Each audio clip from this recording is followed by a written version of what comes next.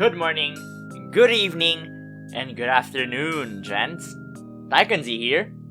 Today we have a couple of new things for the 7 Deadly Sins collab event, as well as a couple content that I have missed talking about from the previous videos. Speaking of, if you haven't seen the video yet about the enchantments, I'll link them somewhere in this video now. So let's jump into the contents. If you're seeing this segment, that means the spawn is already gone because as of this recording, there's only 3 hours left, and I assume that when I upload this, the spawn will already be gone. I'm guessing there's also gonna be like a part 2 of this spawn. So, what we have here is from 7 Deadly Sins is Estarossa and Revere in the style of 7 Deadly Sins. So firstly, let's head on over to the game so we can see the animations for them. So here's SSR Revere.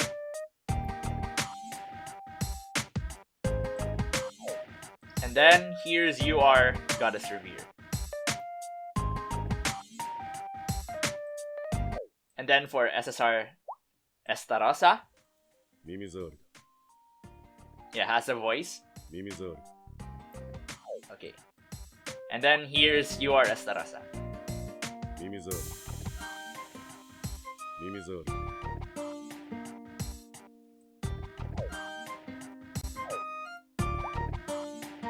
So, onward to the spawn. Here's how the spawn looks like. As you see, there's only like 2 minutes and 42 seconds. I mean, 2 hours and 42 seconds. So, it's a Divine Grace spawn. You get 50 Divine Grace medals plus a Divine Grace ticket, which should be used. Nope, not here. Here. Yeah, here we go. So, there's like additional bonuses here for the box spawn if you get that ticket, and it's also resettable. So back to the spawn. It's a treasure spawn as always. There's 6 boxes, and then here's the following exchange. So this is Estarossa, and then this is Revere. You need like 10,000 medals. Then 7 Deadly Sins stuff. Feel free to pause to see everything. There's that. So, what do they do? Let's head on over back here to see what they do. Here are the treasure rewards, by the way. So, for the jackpot, it's their summoning scroll or a cost 29 or more summoning scroll. So, it's a random scroll. I'll show the monsters later on. And then for the treasure boxes, you get Divine Grace medals of these amounts, cost 28 or more SSR monster, droplets of Ether times 3, or drops of Ether times 1, and then Awakening Orb Piece times 3 and Awakening Orb times 1. So here's what Estarossa does.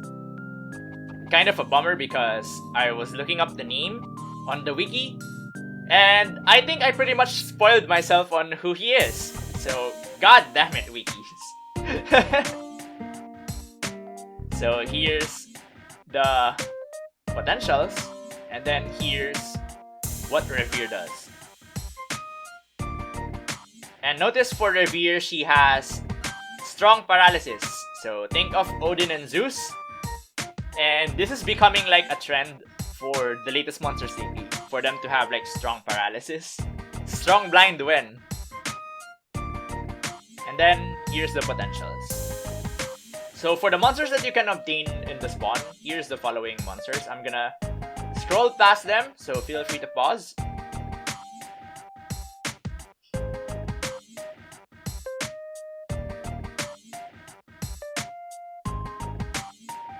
And there we go, we reached the end. Oh, the cost 28 SSR monster.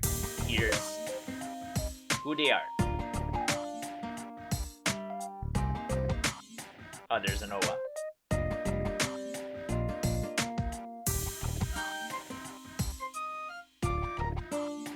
And there you go. So now there's this new event quest, which involves Commander Meliodas, and it cycles alongside the Super United Defense Zeldris. So this is not a Super United Defense, as it's one of those difficult mode quests that are introduced usually in collabs. I remember Fairy Tail did this once before. And for the prestige, it's still the same, with the additional of Goddess Revere and Estarossa. So I actually can't tackle this quest. As you see, they're already not new anymore. I failed this quest already, which means that I'm not that strong enough to tackle this quest. So I'll bring my CPU to show you what I need. Yeah, I didn't mention this before, but this collab has like original designs for the goblins, which are based on like the demons in the show. It's kind of cool.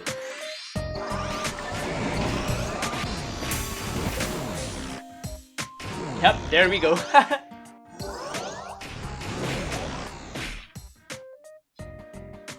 As we see here, there's a new spawn featuring the new light element Ban and Elaine and the new star element Demon Cecilia.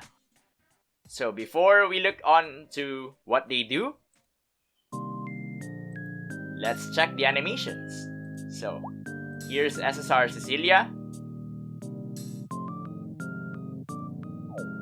And then you are Cecilia.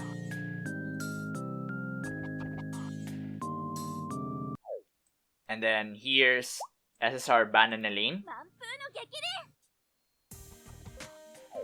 And then the UR Ban and Elaine. Ban also has a voice line, and it's the same for SSR and UR. And as you can see here, they boost prestige by 100%. So as the rest of the 7 Deadly Sins monsters. So let's check on the spawn next. So here's the spawn. It's a Divine Grace spawn, gives 100-400 medals, and also comes with the droplet of Feather. So it's a treasure spawn as always, has 6 boxes. And as for the exchange, here's the following exchange. So the top scroll is Ban and Elaine, and the bottom scroll is Cecilia. So as you see here, here's the following exchange. Up to here. So going back to the notice, here's the treasure boxes. So apart from the scrolls, you get Divine Fest medals of these varying amounts. And then you see the treasure boxes here. Divine Fest medals, droplets of Ether, Awakening Orb and pieces, and then cost 29 or more SSR monster, which are the following here. Feel free to pause to see clearly which monsters are available to get. And it's up to here. So, what do the new monsters do? So, here's Light Element Ban and Elaine. And some notable things here are the 35 cost increase, and then also has Blessing, and also has Awakening too. And then the Self-Resurrection. So here's the following potentials. And then for Demon Cecilia, she has a new skill. So let's break down the stuff that's pretty notable. So she has Unison Gauge reduction by 30. That's the thing. Removes most of the effects, just like Odin. And then removes status debuffs and special status debuffs to your allies.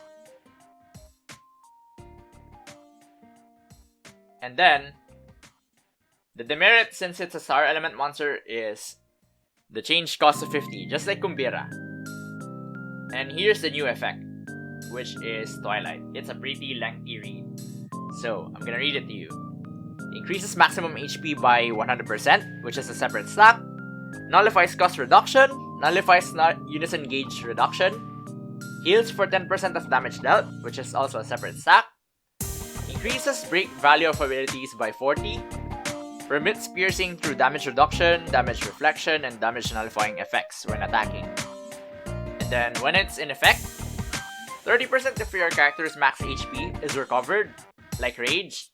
20 Unison Gauge is gained, and then debuffs and special debuffs are removed when you defeat an enemy. So you have to defeat an enemy to trigger those last remaining skills for 60 seconds. So once again, we have a new aura called Twilight. And to top it off, she also has Pain Collapse. So here are the following potentials for Cecilia 2. So now on the topic of content that I miss tackling. It's the potentials that I mentioned a couple of videos ago. So here's Prometheus, and here's gonna be her stats when fully bought. And here's the potential skills. So there you go. And then here's Simon Magus with the stats, and then the potentials here. So here we have Enlightened Natasha. So it's 42 cost, and then here's the stats, and then here's the following skills. So notably, there's this again, which is the strong paralysis. This is really becoming a trend now. And then she doesn't need like the water element to do the barrier effect, because she has her own field effect, which is the Sapphire Dragon Spark, which increases water element unison damage by 40 and decreases fire element unison damage by 80 for 120 seconds on the enemy field. So she has a passive where she boosts stats of water monsters by 10% when equipped in the main slot. And once again, for a recap, here's what you need for Enlightened Natasha. That'll be all for this week in Japanese Unison League updates. If you're asking me if this collab is going to come to the global version of the game, I'd say there's high chances that it's going to come. Probably weeks after the Evangelion collab currently happening in Global UL though. So if you like this video, please leave a like. Thank you for watching this video. And I'll be streaming once again after this, or on this coming weekend. So be sure to tune in for that. This has been TaikunZ, zoning out.